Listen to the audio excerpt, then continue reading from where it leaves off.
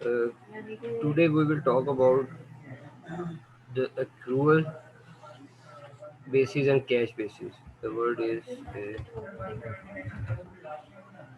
accrual and cash basis. That is your accrual and cash basis system.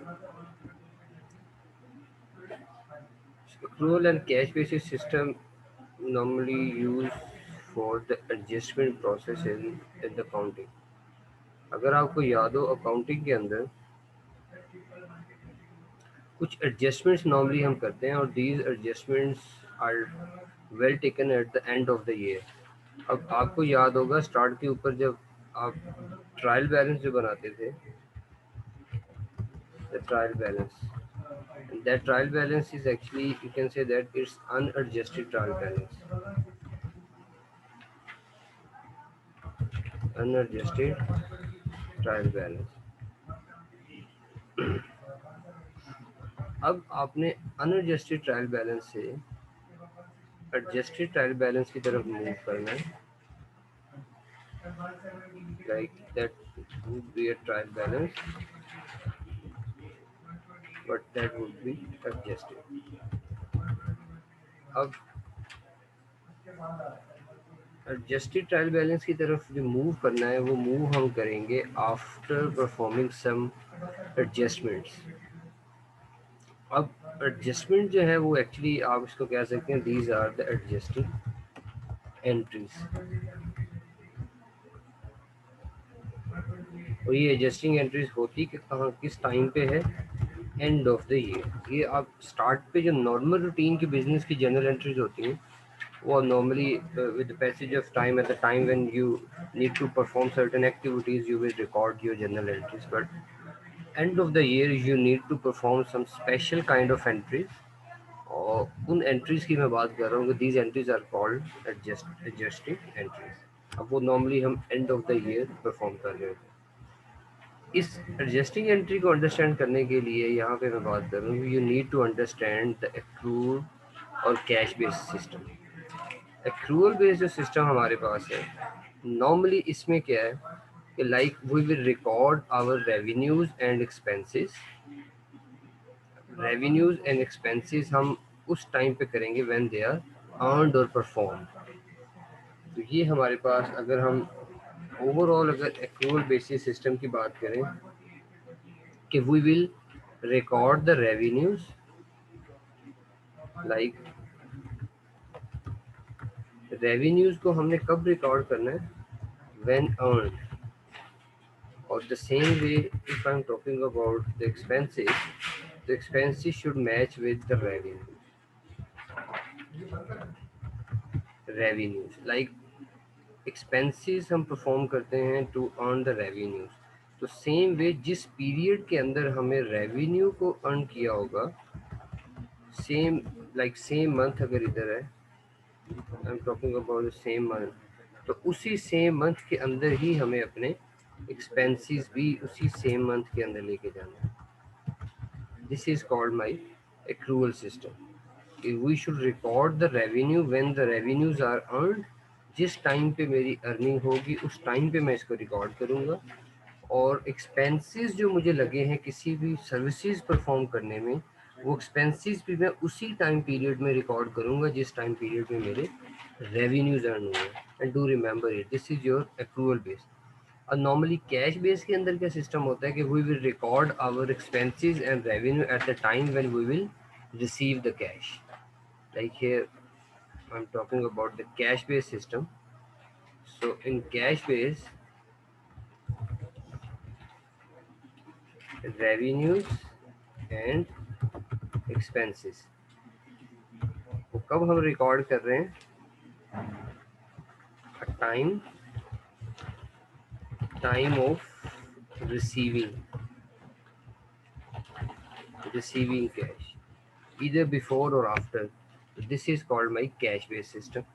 और यहाँ पे अगर मैं बात कर रहा हूँ in accrual based system, I will record the revenues when, or even I will recognize the revenues when the revenues are earned।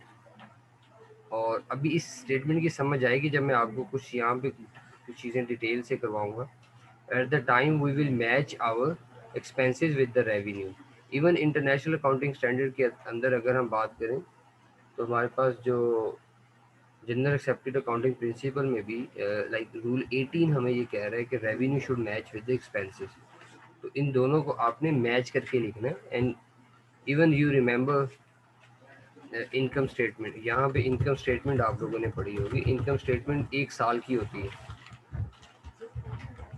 किसी मंथ की आपने बनानी है, किसी एक साल की बनानी है, तो उसमें आप सेम मंथ और सेम पीरियड के ही एक्सपेंसेस लेके जाते हैं। तो इसी को ही हम यहाँ पे बात कर रहे हैं कि the revenue and expenses should record in same month. तो इसी के अकॉर्डिंगली आप इसको इनकम स्टेटमेंट में भी लेके चले जाते हैं। Now if we try to understand कि how accrued entries are being recorded in the adjustment entry, जिसके ऊपर अब हम बात करते हैं, like adjustments.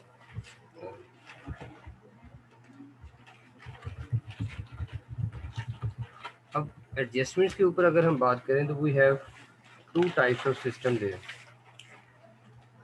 The one is like either we can receive cash. अगर यहाँ पे मैं बात करूँ, नॉर्मली हम क्या कर रहे हैं कि हम या तो कैश को यहाँ पे अगर like cash paid as a company, you can pay the cash paid or received। अब कैश पेड और रिसीव इन एडवांस, हम एक ये चीज़ यहाँ पे कर सकते हैं। अब कैश पेड और receive in advance as a company, आप या तो किसी को कैश एडवांस में भी पे कर सकते हैं और किसी से कैश एडवांस में रिसीव भी कर सकते हैं। Like if we are paying the cash in advance, it means we wanted to get services of some other company. तो कैश अब मैं एडवांस में पे कर रहा हूँ, तो it means this is for my expenses.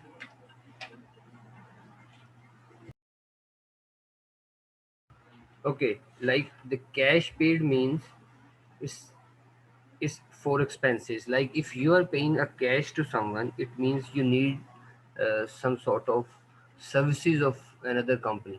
अगर आपको किसी और कंपनी की सर्विसेज रिक्वायर्ड है, इट मीन्स कि कोई और कंपनी की जो सर्विसेज है वो आपके लिए एक्सपेंस हो सकता है। That prepaid expense could be for kind of salary, आपने किसी को advance salary they the, cash paid in advance है, या आपने किसी से कोई सप्लाईज परचेज करनी है।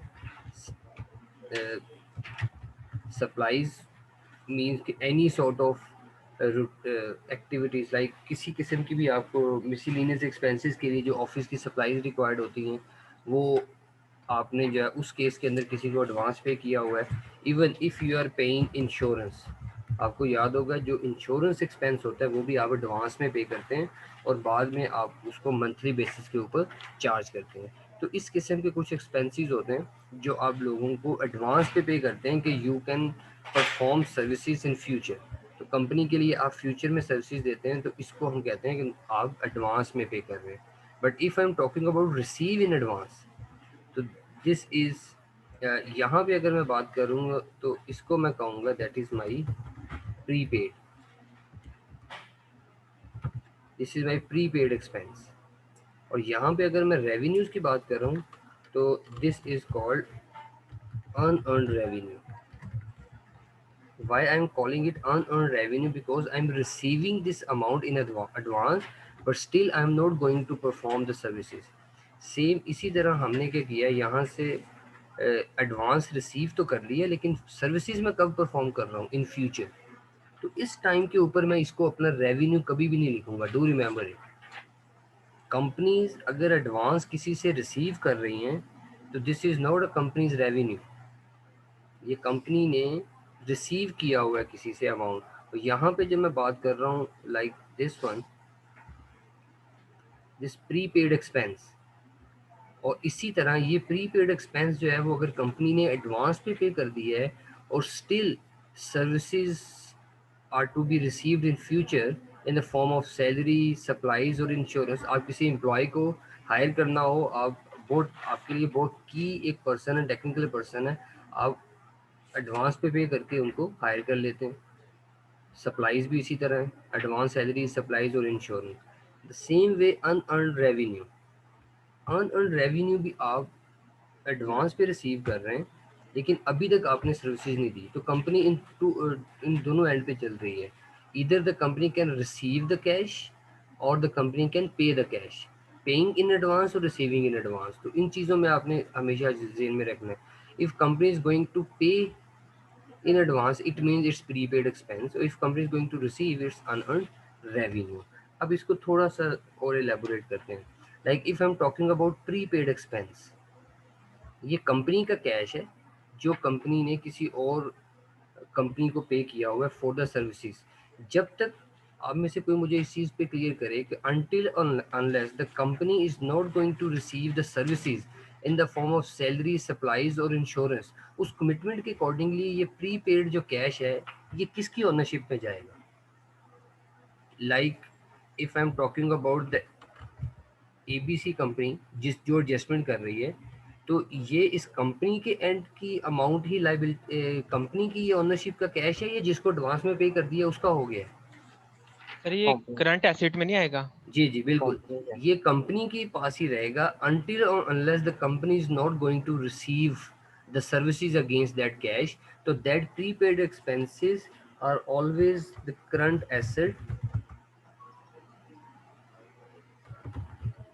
ये आपके पास current assets of the company, current asset of ABC company. तो ये कंपनी के करंट एसेट का पार्ट होते हैं और जितना आप सर्विसेज रिसीव करते जाएंगे उस सेम अमाउंट के साथ you will you will adjust it accordingly. जितना कंपनी जो है वो रिसीव करती जाएगी उसी के अकॉर्डिंगली हम इसको एडजस्टमेंट करते जाते हैं। Now the same case for unearned revenue. What about this unearned revenue? अब ये कंपनी ने एडवांस पे रिसीव कर लिया है, तो जब ये कंपनी ने एडवांस पे कैश रिसीव कर लिया तो ये एडवांस का कैश किसका है? सर लाइबिलिटी ये इंक्रीज कंपनी हो रही की है। लाइबिलिटी में चला जाएगा until or unless the company is not going to receive or the company is not going to offer the services। और जब कंपनीज जो हैं ये अपनी ऑफर सर्विसेज ऑफर कर देंगी उसके अकॉर्डिंगली फिर हम क्या करेंगे, वी विल एडजस्ट अकॉर्डिंगली, इसकी हम एडजस्टमेंट कर देंगे। अब इसकी थोड़ी सी हम एडजस्टमेंट एंट्रीज देखते हैं। तो इस चीज़ को आपने अपने माइंड में रखना है कि prepaid expenses are the current asset of the company until or unless you are not going to receive the services from the supplier, from the insurance company or from the employer। The same way unearned revenues are the current liabilities of the company until or unless you are not going to offer the services। The once you will offer the services you will adjust these entries accordingly at the end of the year। तो ये सारी statement यहाँ पे जो हम बात कर रहे हैं it's for the cash paid in advance. and there is an other way, here we will receive the cash, यहाँ पे जो है कैश